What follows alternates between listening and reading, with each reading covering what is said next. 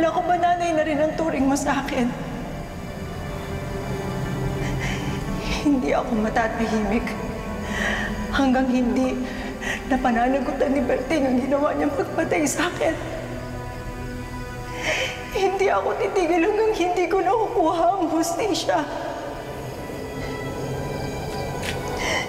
Ikaw lang, anak, ang makakatulong sa akin.